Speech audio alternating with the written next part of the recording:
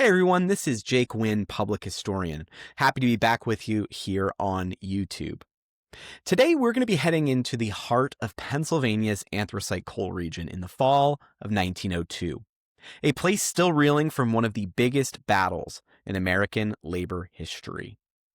At the center of this story is a fascinating Thanksgiving sermon delivered in Shenandoah, a town that had just endured months of hunger, tension, and uncertainty during the Great Anthracite Coal Strike of 1902. If you want more history like this, make sure to like this video and subscribe and share with others. I'm excited to keep bringing you these stories from across the coal region and beyond.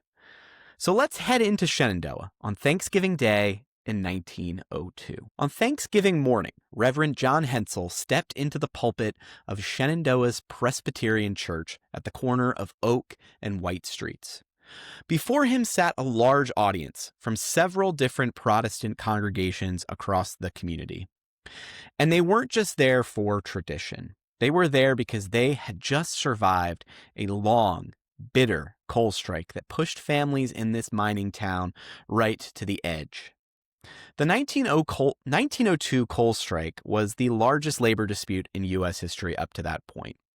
Thousands of anthracite mine workers from Schuylkill County and the neighboring anthracite counties walked off the job in May as members of the United Mine Workers of America, the UMWA, and they held out until October.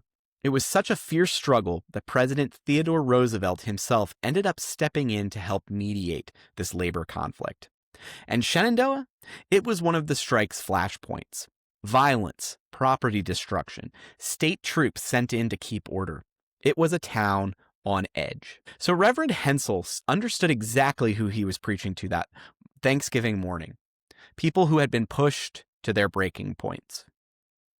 In his sermon, later printed in the Shenandoah Evening Herald, Hensyl spoke directly about the poverty he saw all around him. He didn't blame people for their hardships. He blamed the system. Here's part of his sermon. The time has come when prosperous Thanksgivers must consider the fact that a majority of the people feel that they have nothing to be thankful for.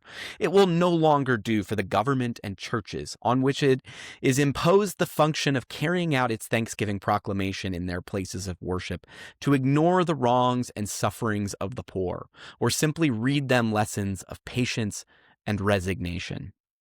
This course is defensible only on the supposition that the poor have only themselves to blame for their poverty, or that the government and the churches can do nothing to improve their condition materially. Obviously, neither of these suppositions is correct. Millions of people in this land of ours are suffering from social evils for which they are not responsible, and which it is the duty of both church and government to assist in correcting. Their failure to perform this duty is certain to alienate the masses from the one and cause grave distrust and disloyalty toward the other. The control of all the industries of the country by gigantic trusts is rapidly crowding out small tradesmen and reducing the great mass of the people to the class of wage workers who can only live by being servants of rich men and corporations. The object of these combinations is, confessedly, to make money at the expense of consumers, but they also have the power to fix rates of production and wages at will. The result is that the average annual incomes of the millions of wage workers in this country are barely sufficient to enable them to live. The majority of them have no margins at Thanksgiving time, nothing laid by for sickness or old age to start their children in life. Hence their theory and their cry, "We have nothing to be thankful for." "I have worked for 30 years, said an intelligent artisan. "Every day I could never drink or use tobacco and live as economically as I can, and yet I own practically nothing now, and my time and strength are nearly gone. What shall I do when I can work no more?